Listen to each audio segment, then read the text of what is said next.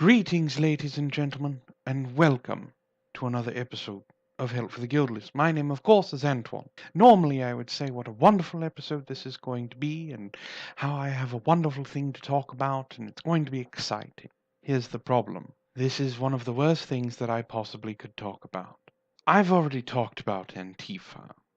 I'll put the annotation up above. It's the first episode of Season 4. But I do want to talk about Charlottesville. Not necessarily what happened. Everyone already knows what happened, and it's tragic. A woman sadly lost her life, and 19 others were injured, as well as 2 police officers in an unrelated matter dying in a police chopper accident.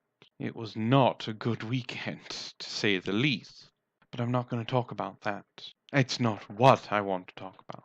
What I want to talk about is what is really agitating me. And I'm going to apologize ahead of time if I get a little pissed off. You see, folks, they want to turn this woman into a martyr. And I don't mean they as in everyone. I mean they as in the progressives. Sean King has already stated that she's his hero now and how she died standing up for what she believed in. So she gets to be a martyr for Black Lives Matter, she gets to be a hero for Antifa, and she gets to be a victim on mainstream media. And the whole while, they want, and when I say they, I'm still talking about progressives or regressives, as it were, want someone to blame. There's already someone to blame. He's been caught. He's from Ohio. He's an alt-righter. He is also being charged for second-degree murder, which means it's murder. He meant to do it. It's murder with intent, just not premeditation. There's video evidence of him doing it, multiple camera angles. He's been arrested. He fled the scene. On top of that, he tried changing the license plate and his bumper. There are way too many factors for him to get away with this scot-free. So the person who is responsible is going to be held accountable. But that's not what the left wants. No, no, no. They demand that that one person be representative of the entire conservative movement.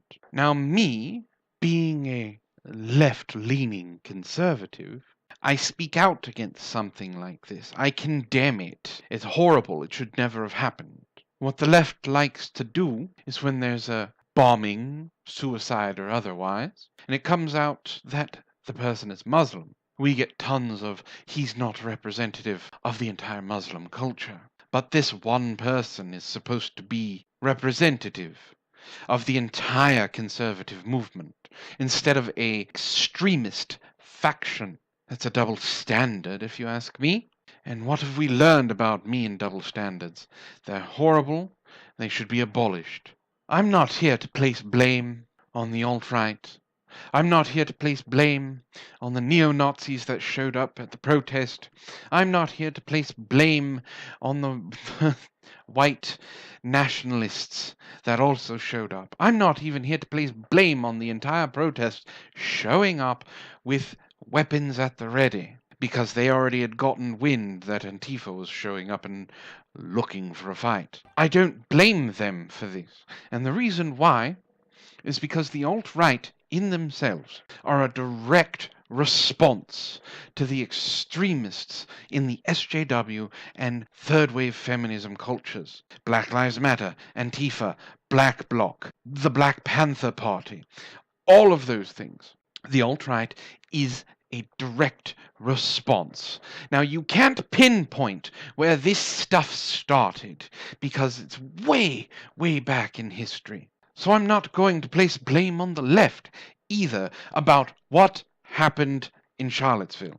The person that perpetrated the action is to blame, is going to be held accountable. Who I am going to blame for something like this happening is definitely the regressive extremists. And we have to call them that now, because we have to distinguish between regular run-of-the-mill SJWs who would rather talk to you and make fun of you because you don't want to date a trans person, compared to the people who show up in masks, black clothing, with bear mace and weapons. Organizations like Black Lives Matter, Antifa, the Black Panther Party, and Black Bloc have been poking the bear. They have been steadily escalating the rules of engagement and rewriting them for their advancement, that so only they can win. Anything else be damned, as long as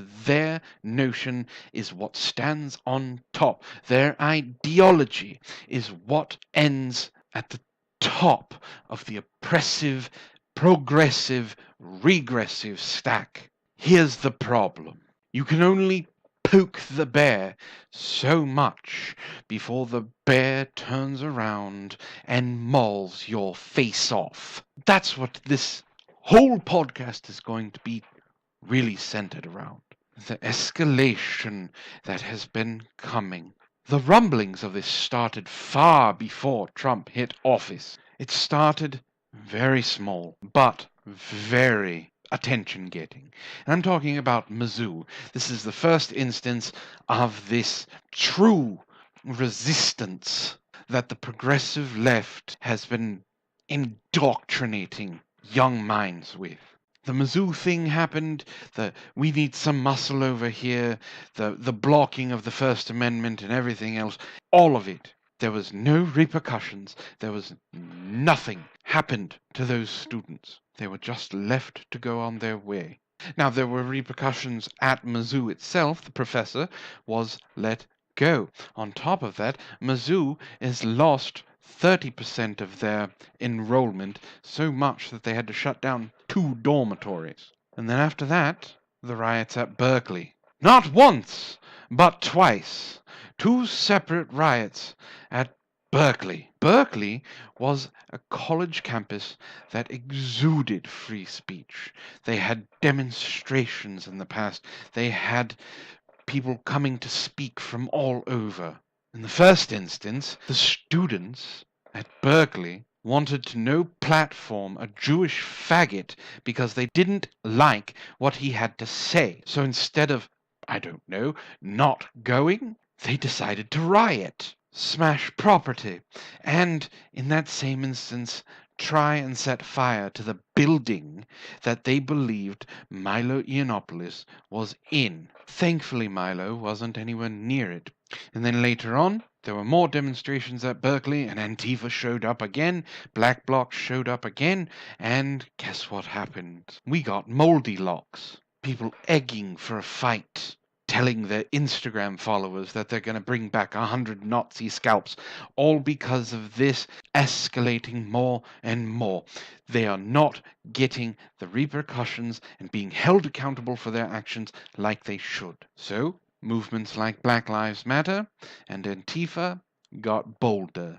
They poked the bear a little harder. And then the next big thing that happened was Evergreen State College, where not only did they demand a teacher's job for not doing something that was voluntary, but so emboldened by what had been going on with other examples, the students themselves decided to take the campus hostage, not letting students go to classes, not letting teachers get onto campus, and not wanting campus police to have anything to do with the campus itself.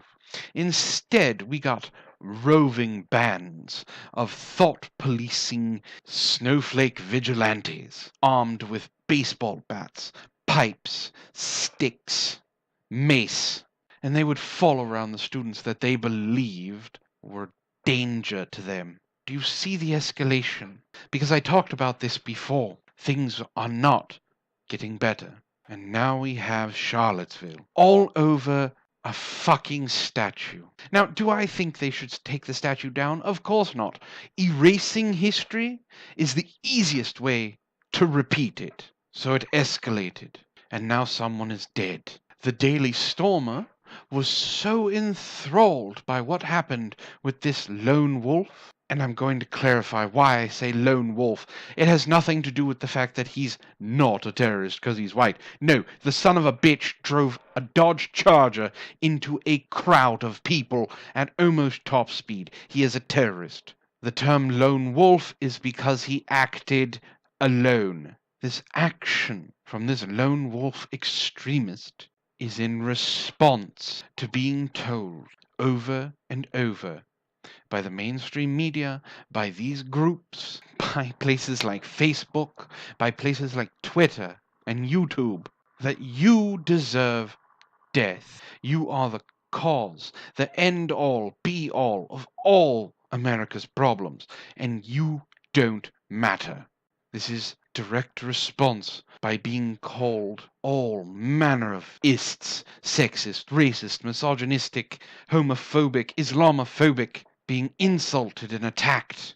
We have our first real world consequence of these fucking morons on the right and the left. So what happens? People cry for Donald Trump to denounce what happened, denounce the Nazis that showed up, denounce the KKK. So what did Donald Trump do? He did. He denounced them all and said that there was violence coming from all sides. It was rather eloquent coming from the giant Cheeto. In trying to appease both sides, the right understood. The left lost their shit, calling for the Conservative Party to condemn actions of a single person. Because now he's the representative of not only the alt-right, but all of the right, as well as all of the white men and all of the white people in the conservative movement. Not all Muslim. Well, if it's not all Muslims when a terrorist action happens because of ISIS, then it's not all white people when a single extremist drives a car into a group of Antifa. Now, I'm not saying what he did was right, but I'm also saying that Antifa is not completely innocent in this.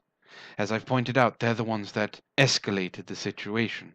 This escalation is going to get so much worse before it gets better. You see, the left, the extremist left, now has their martyr, now has their reason. They now have their hero to do everything in her name as a response to her dying. Don't be surprised when the next large Unite the Right protest happens, that the body count goes up tenfold. And then it's going to escalate again, because the right is going to look at it, the extremist right, the alt-right, they're going to look at it as, you kill 10 of us, we kill 100 of you. Mike Cernovich was joyous in saying that the new civil war is coming. There doesn't need to be a civil war too. The first one was bad enough. You see, Antifa is woefully underprepared for what they're trying to do. This is the only time you will hear me tell them they need to stop being this way. They need to stop escalating because they don't listen to me. Their targets love a certain amendment in the Constitution. It's the second one. These are gun lovers. You want to take your sticks, you want to take your mace, your bats against a group of people who would gleefully take a chance to use that shotgun they've been polishing for the last year. These are people that want to be Dirty Harry. The bear is angry, and the bear is awake. I don't want this to happen, folks, but until these double standards of saying, well, they're doing it, so we're gonna do it, goes away. Two wrongs still don't make a right. And this is a fundamental key that these people have forgotten. I don't want another Charlottesville. I don't want another civil war. I don't want a race war. I don't want this escalation. But people don't listen. People are calling for conservatives to condemn this action. I know I'm not the type of conservative you want condemning this action, but I am one. And I do condemn it. I know my reach isn't as great as you would hope, but it's the best I've got. And that's all I really have to say about this situation and the many more coming. Mark my words, it's going to get so much worse before it gets better. And people from the left and the right need to stand up and stop this. There has to be a common ground. I've shown video clips throughout this podcast of things that have gone down. This stuff needs to stop. I don't know how else to say it. It hurts me as an American citizen. It hurts me as a person. I'm not completely without empathy, and I don't know really how to end this. So I'm just going to end it here. I'd love to know what you have to say. Do you think I'm right? This is only going to get worse? Or do you think that the left is going to see this as a lesson learned and calm down? Let me know in the comments. If you like what I do here, please like, share, subscribe, share me with your friends. Once again, this has been Help for the Guildless. My name is Antoine. If you would like to follow me on any of the social medias, all of the relevant links are down below. And ladies and gentlemen, I give you my most heartfelt wishes of you staying safe, and I hope you have a wonderful evening.